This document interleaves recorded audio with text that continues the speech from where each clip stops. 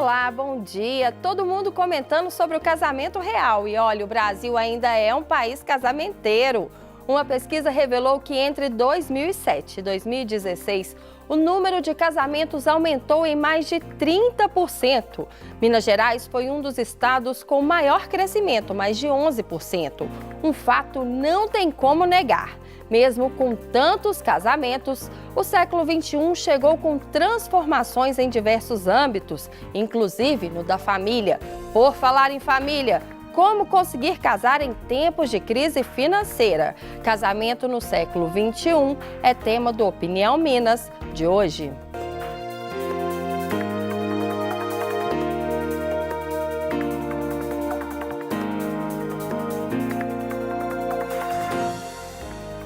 Nos clássicos contos de fada é comum que a princesa esteja em perigo e o seu final feliz sempre significa ser resgatada por um príncipe.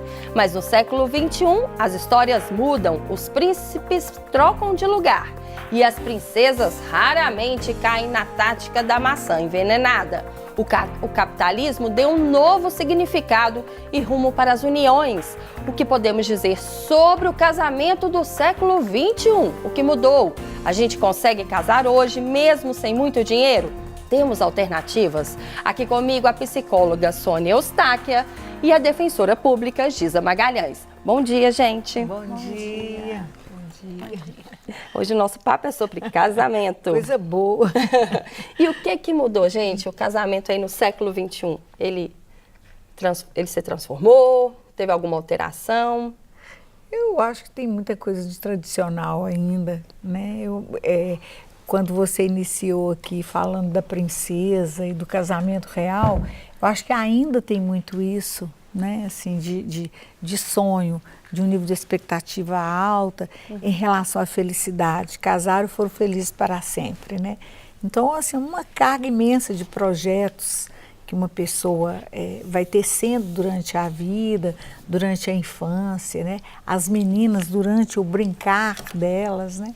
E o homem também, por que não? Um homem bem-sucedido geralmente inclui-se aí o casamento, filhos, etc. Então, ainda tem muito desse pensamento. Agora muda porque hoje a mulher é outra, né? Então, essa nova mulher é que eu acho que traz um ingrediente novo para esse casamento. E junto da nova mulher, surpreendentemente, o homem teve que se adequar. Então, o homem está mais, se eu posso dizer, entre aspas, feminino, nos cuidados com o filho, com a casa, sabendo dividir essas tarefas e essas funções. E a mulher, já há algum tempo, já divide essa parte de ser provedora financeira desse lar, né? Então, isso mudou bastante, né? A gente, então, tem até um casamento mais democrático, né? Porque antes Claro. a gente tinha a mulher numa situação muito... Claro. As tarefas e como é que eu diria, esse funcionamento do casamento se dava muito estanque, homens com determinadas funções, mulheres com as outras. Hoje não, eles se misturam, né? Tanto não só no dinheiro, no trabalho, né, como nas funções domésticas e cuidados com filhos, não é? Com certeza. E hoje a gente tem um outro componente, que é a tecnologia, né, pessoal? Isso, e ela vem nos ajudando muito, né? Agora ela pode contar aí do monte de casamentos que ela... tem aumentado aí o número de casamentos, Giza? O que nós percebemos é que as pessoas continuam querendo casar.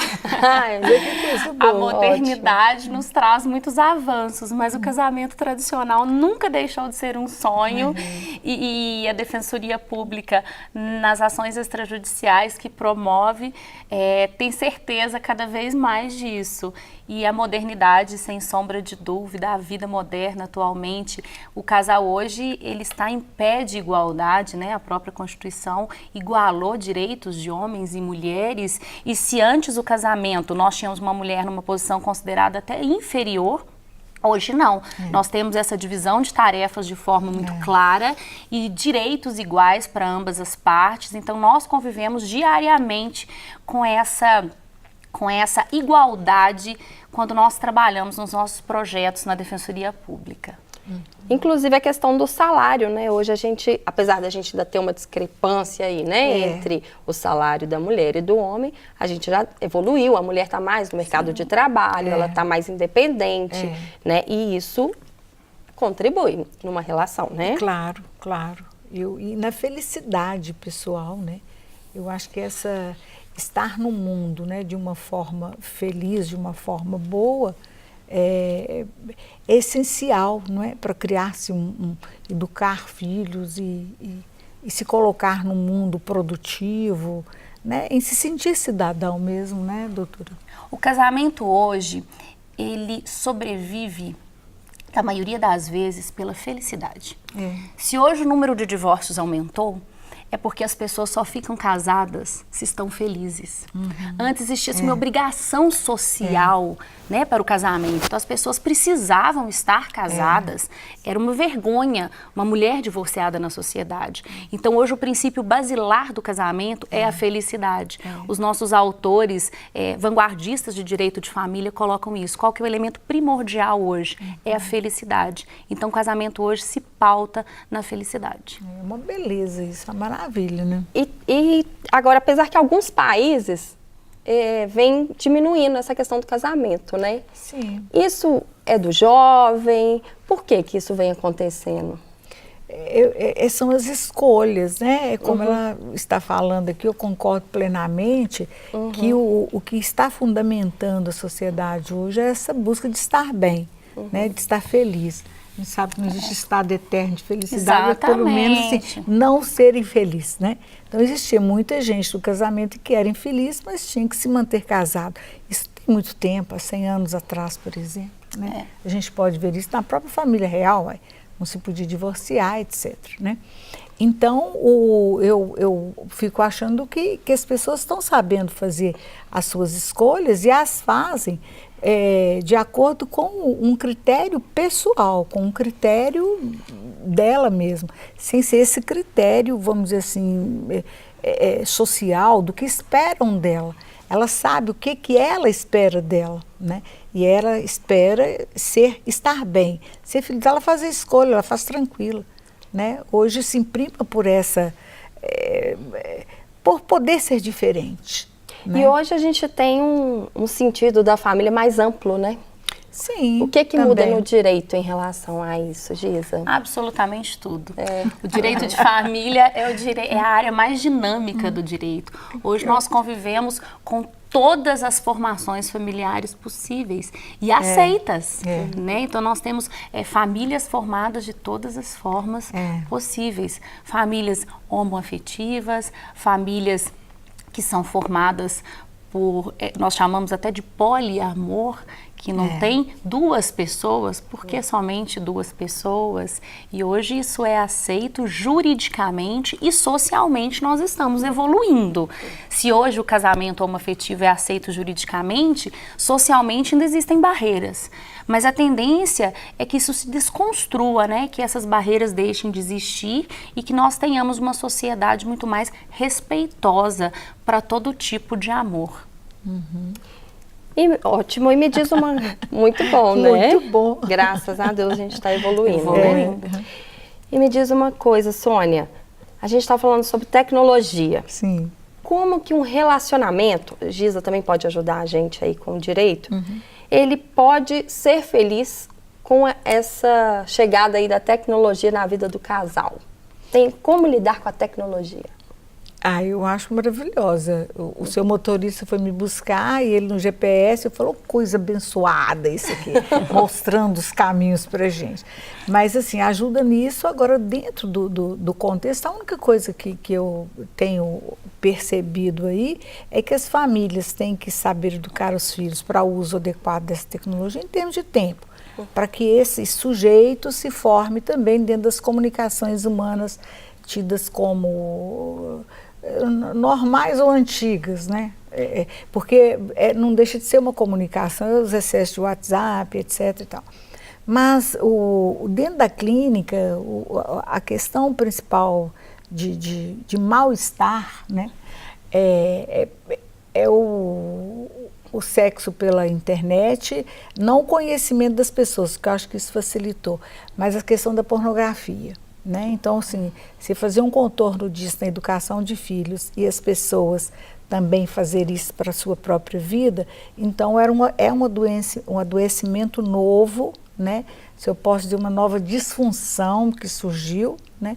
Seria o vício pela pornografia via internet. E isso atrapalha a relação do casal, completamente, né? Completamente. E da própria pessoa, no sentido da fantasia, dos próprios desejos, do fluir esse desejo dentro dela, né? E desse posicionamento frente a outra pessoa, numa relação pessoal de toque, né? E então eu fico com receio disso, onde vai dar, né? Mas assim, a gente aguarda. Eu acho que tecnologia está aí para nos servir. Como nos utilizarmos dela que é a questão, né? O adulto e a criança. O uso excessivo da tecnologia entre os casais, ele pode atrapalhar? Completamente. Vou falar né? Eu não sei da tecnologia num todo, porque tem gente morrendo de rir de mim aí, porque falou, poxa, ela está entendendo tecnologia, só Facebook e WhatsApp. E não é bem isso, né? Poxa, o mundo está maravilhoso, a medicina se beneficiou, o direito se beneficiou, né? E tal. Mas, de certa forma, né, vou colocar aí uma coisa banal. Isso está acontecendo na vida de todo mundo, é todo mundo mesmo. O uso do WhatsApp, o uso de Facebook e tal. Então, eu já tive cliente que debaixo dormindo na mesma cama, lá acessando o Facebook, dando as respostas e se conduzindo. E agora aí com essa febre de seguidores do Instagram, né? Outro dia estava vendo lá, eu tenho 5.000 seguidores. Para artista não é nada, mas para mim que não sou artista, né?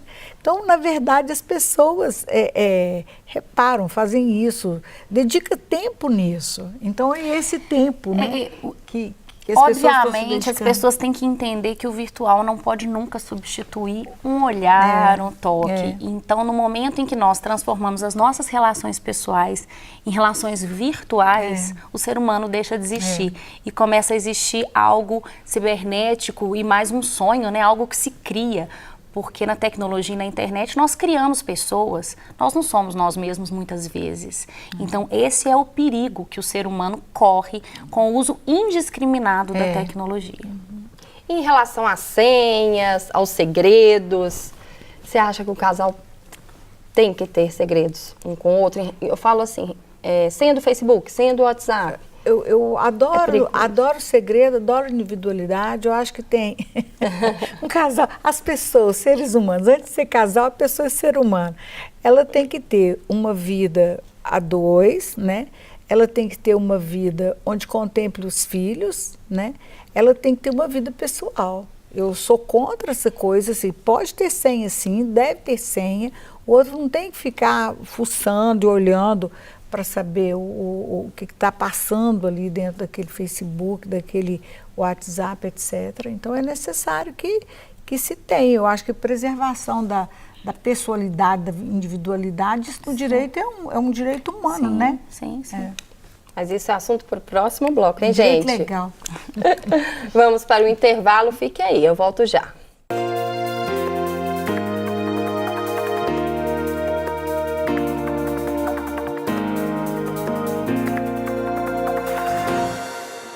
Estamos de volta. O tema de hoje é casamento no século XXI. Comigo no estúdio a psicóloga Sônia Eustáquia e a defensora pública Giza Magalhães. Agora a gente vai dar um tempinho no papo para ver o casamento comunitário, que é uma alternativa para quem está sem dinheiro e quer oficializar a união. Vamos conferir agora como foi a cerimônia da última sexta na reportagem do Jornal Minas. Produção digna de um momento especial. Nos mínimos detalhes, cabelo e maquiagem vão se transformando. O toque final é o vestido branco. Ludmila está preparada para oficializar a união de 1 ano e 6 meses. A ansiedade toma conta. Meu pai, minha mãe, assim, estão muito agradecidos, muito lisonjeados, né? E tá aguardando com a mesma ansiedade que eu. Ela vai compartilhar a emoção com várias outras noivas. A igreja é o Mineirinho. Só um lugar deste tamanho para comportar tanta alegria. Essa é a 3ª edição do casamento comunitário promovido pela Defensoria Pública de Minas Gerais. São 500 casais que estão aqui para oficializar o matrimônio e cada um pode trazer até 10 convidados. São famílias que não poderiam arcar com os custos do registro civil, que gira em torno de R$ 500. Nada fugiu do roteiro tradicional de um casamento. Todos já estão casados de papel passado. O documento foi feito com antecedência. Faltava mesmo a solenidade, o ritual. Aqui não importa a idade nem o tempo de relacionamento. Depois de mais de 30 anos e família feita, Josefina e Ruberval finalmente sacramentaram a união. 35 anos, rapaz. 2 filhos. A gente já está numa idade de um cuidar do outro, né? Então a gente é só manter o que a gente já conseguiu na vida, já tá bom demais, entendeu? Que é um sonho que toda mulher tem, né? Um sonho realizado. Para todos estes casais, esta cerimônia simboliza o grande momento do amor e da união familiar. É um turbilhão de sentimentos. É um sentimento maravilhoso. Eu vou falar com você, se todo homem, um homem de caráter e de família, se pudesse conseguir uma esposa e estar junto, e estar nesse momento realizando, a melhor coisa possível que vai acontecer com ele. Olha só, hein? A Giza vai contar pra gente como que funciona a cerimônia aí. Conta pra gente, Giza. O casamento comunitário é uma iniciativa da Defensoria Pública, uma das ações extrajudiciais da Defensoria, que nós buscamos a inclusão das pessoas e a realização de sonhos. E o projeto teve início em 2015, nós já estamos na 3ª edição e de muito sucesso. As vagas que abrimos são todas preenchidas e o nosso casamento é um sucesso. É um evento lindo, de muita felicidade e de realização de sonhos. Nós, com apoio, com vários parceiros, com apoio dos cartórios e do Tribunal de Justiça, fazemos as inscrições dos casais. Eles são encaminhados para os cartórios, os respectivos cartórios, e no cartório é feita toda a parte burocrática do casamento. E no dia do evento, que acontece já há 3 anos no Mineirinho, é o momento ápice, né? É o momento em que eles conseguem entrar no tapete vermelho ao som da marcha nupcial, o momento em que nós sorteamos presentes, eles ganham doces, e o momento oficial da entrega da certidão de casamento. Olha, e é uma alternativa para quem não tem dinheiro, né, Giza? Sim, para participar do casamento comunitário é necessário que a pessoa não tenha condições de arcar com os valores cobrados, né, pelos cartórios, e então uma oportunidade para aquelas pessoas que não tiveram oportunidade. Impressionante como nós nos deparamos com situações de pessoas que vivem há muitos anos juntas e não tiveram até hoje a oportunidade de oficializar a situação. Temos casos de pessoas que vivem há 40 anos em união estável, casais idosos que têm netos, bisnetos, e é a primeira oportunidade que eles têm de oficializar. Por isso que eu falo que o casamento continua sendo um sonho, e nós somos a prova viva disso, como a procura e como existem pessoas idosas. Temos muitos jovens também que nunca se casaram, que não vivem juntos e que estão realizando esse sonho, mas também temos pessoas que já estão há algum tempo vivendo em união estável, e o casamento, o vestir de noiva, o entrar, né, ao som da marcha, continua sendo um sonho para todos. Então, a pessoa que quiser participar, como é que faz, Giza? Então, nós acabamos, nosso último casamento foi na sexta-feira. É muito possível que em 2019 tenhamos outro casamento, mas ainda é cedo para falar, né? Precisamos de todo um planejamento na instituição. Mas o casamento, a propaganda é muito veiculada em todos os veículos de comunicação, e as pessoas podem aguardar que em breve teremos novidades e teremos novos casamentos por aí. E a ideia surgiu foi justamente dessa questão de realizar os sonhos de quem? De realizar os sonhos e de fazer valer direitos. Porque na nossa prática diária nós percebemos o quanto é importante a formação familiar. Principalmente para a estruturação dos filhos e estrutura psicológica dos filhos. Nós trabalhando na área da infância e juventude, principalmente, com questões ligadas a ato infracional, coisas muito graves, nós percebemos o seguinte: uma família bem formada é prevenção ativa de criminalidade e de outros males. Então, o que nós buscamos é a formação da família, é dar uma base. E o casamento, ele gera efeitos muito importantes no casal. Nós não temos a noção do quanto essa assinatura traz diferença para a vida das pessoas, sabe? O dever de lealdade, o compromisso de cooperação, de ajuda mútua na criação dos filhos. Isso é muito patente, isso é muito claro para nós nós, enquanto operadores do direito. Então, a intenção da Defensoria Pública, a realização do sonho, sem dúvida nenhuma, né? A fomentação do amor mesmo, mas o que nós buscamos é a estruturação da família, buscando a prevenção da criminalidade, e buscando que esses efeitos psicológicos no casal tragam benefícios para toda a sociedade. Olha só. Eu acho a Defensoria Pública, eu acho que não fica brincando de Santo Antônio, não. É isso tudo mesmo, né? Porque é célula principal a família. E este sim que esses casais dão ali é um sim para a vida cidadã. Não é? Sim, sim. E sai da discriminalidade de não estar casado, sim, e de não poder dar ao filho esse bom exemplo, etc. Então, eles se legalizam. E a autoestima vai lá em cima, né? Não, a autoestima é impressionante, é lindo, isso, é lindo. Você vê a preparação das noivas, o carinho, como a cerimônia começa às 10 da manhã, mas eles começam a chegar às 8. Cedo e vão maquiar. As noivas que 5 da manhã estão nos salões de beleza maquiando e realmente elas vão lindas.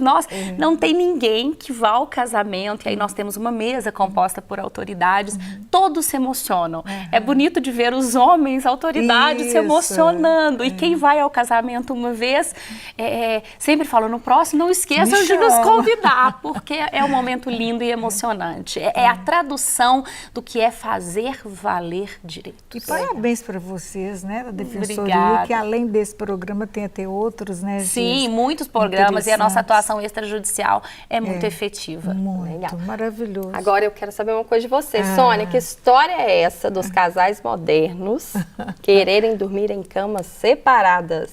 Conta pra gente. Não sei se é moderno, não. Eu acho que é fazer valer a individualidade, né? Eu acho que a casa tem que ter, né, um espaço. Pode ser ter combinado antes, 2 quartos, né, com 2 camas, etc. E um vai visitar o outro, sem ter que mudar de endereço, né? Para fazer amor ou coisas assim, né? Mas eu acho que é importante para pôr dos hábitos, né?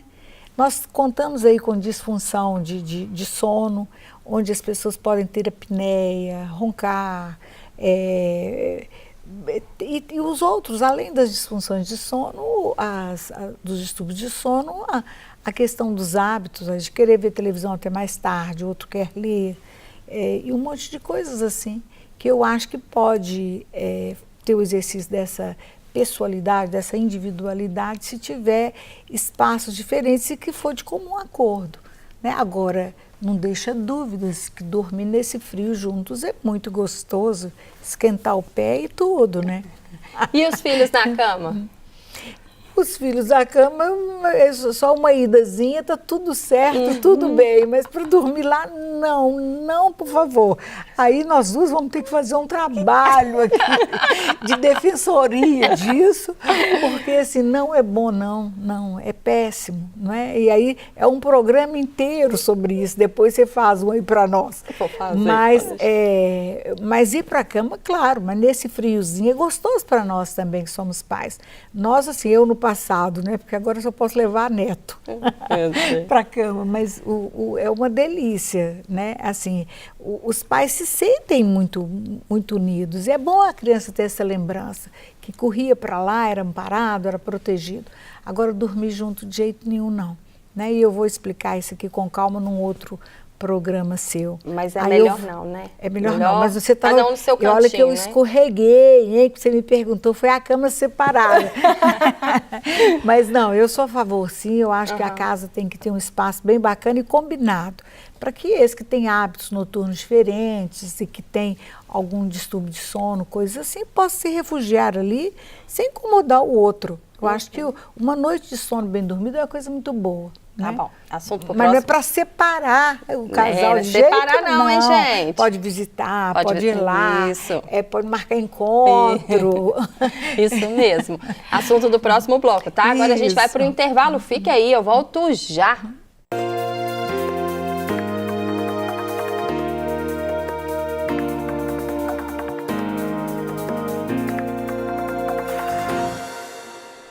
Estamos de volta. O tema de hoje é o casamento no século XXI. Comigo no estúdio a psicóloga Sônia Eustáquia e a defensora pública Giza Magalhães. Agora, gente, vamos falar sobre um assunto sério, a alta taxa de feminicídio no Brasil. Segundo a Organização Mundial da Saúde, nos últimos anos houve um aumento de 54% no registro de mortes. Em 50% dos casos, o assassino é ou parceiro ou ex-parceiro. Uma campanha de Macapá vem mobilizando para esse assunto. Confira.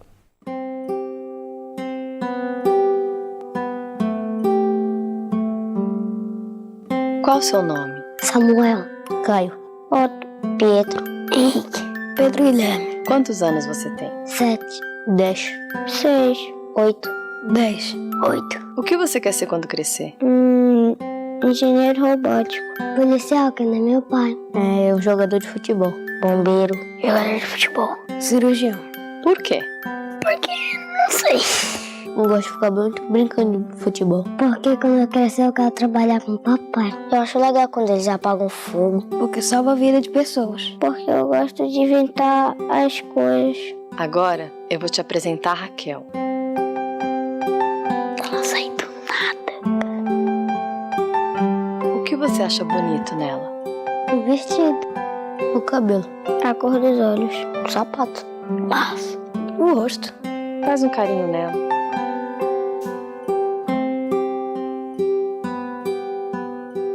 Agora, dá um tapa na Raquel.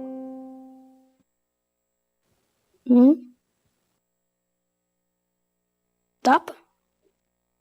Um tapa forte. Um tapa.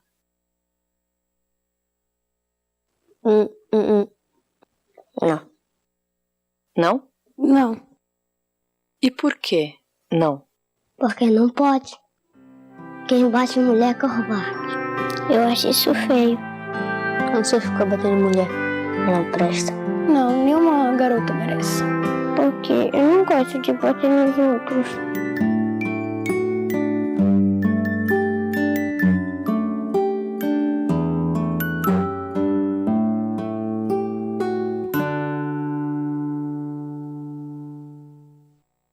Parabéns. A gente está vendo aí, né, criança, nenhuma delas, né, toparam nem encostar a mão nas meninas. A violência, isso mostra um pouco que a violência pode não ser algo que a gente já nasce com esse instinto violento, mas algo criado pela nossa sociedade.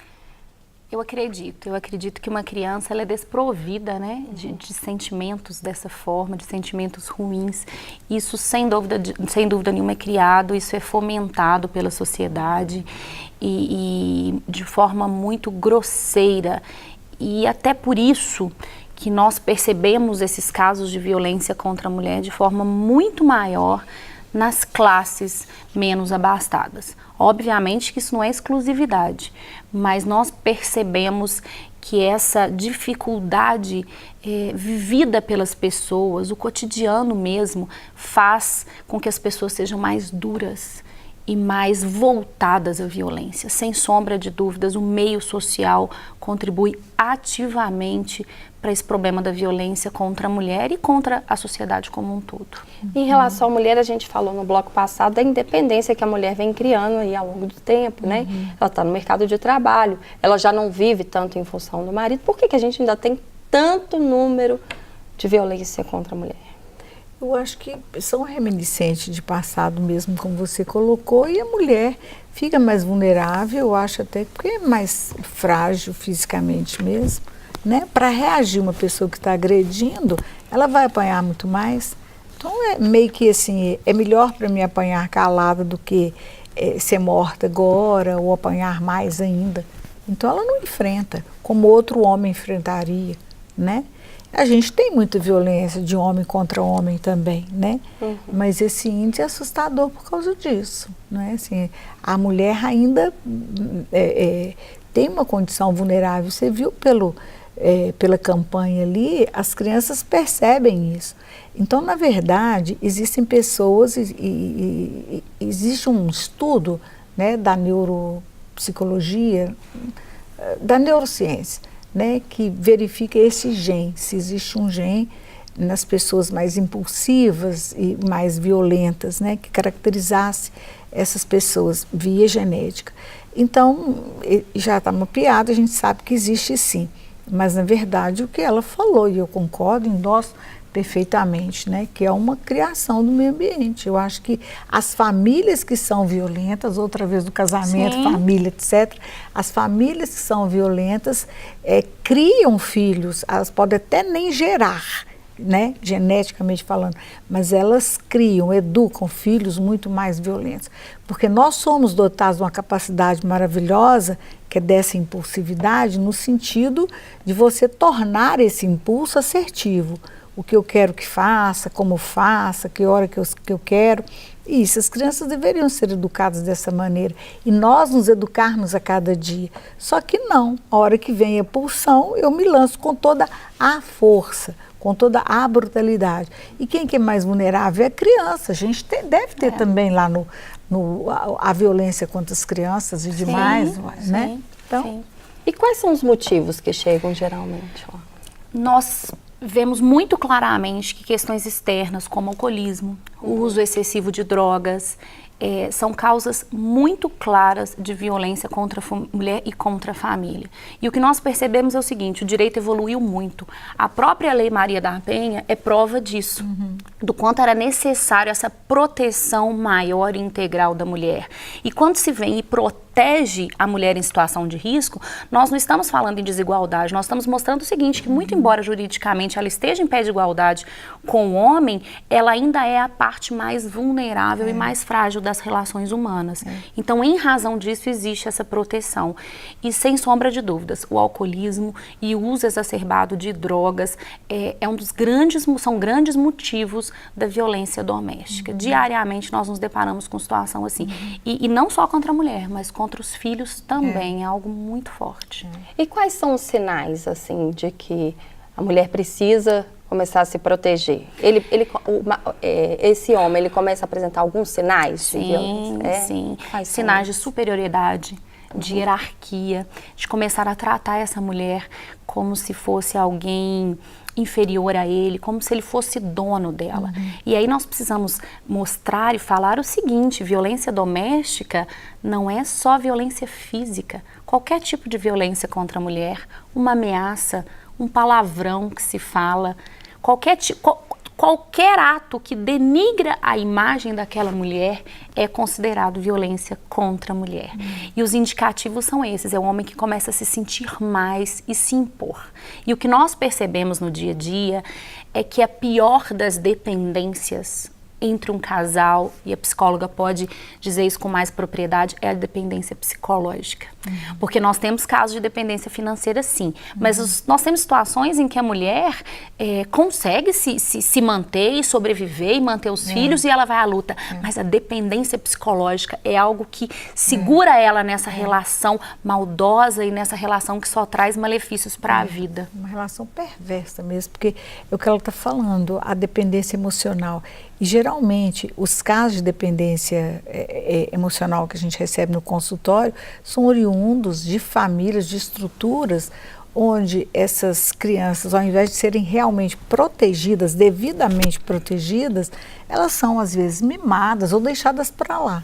Se existe um grupo onde isso é maior, onde as crianças vão brincar na rua e são deixadas para lá. Mas existe essa dependência emocional em casos também de famílias que fazem tudo pela criança, não deixa que ela aprenda a se defender, né? Então essas mulheres certamente elas não dão conta de se defender de forma verbal. Então elas vão verbalizar alguma coisa que o outro, se sentindo dono dela, faz ela calar, né? E cala no soco, cala na bala. E ela só consegue agir e tomar providências quando ela chega no máximo da violência. A verdade é, seja física, seja verbal. Ela retira também a queixa. Muitas vezes sim, mas para ela ter coragem de agir, ela já sofreu muito. Demais. O que nós percebemos é isso. Então vamos denunciar, né, gente? Procurar por ajuda, hein? O Opinião Minas fica por aqui. A gente volta amanhã, hein? Até lá!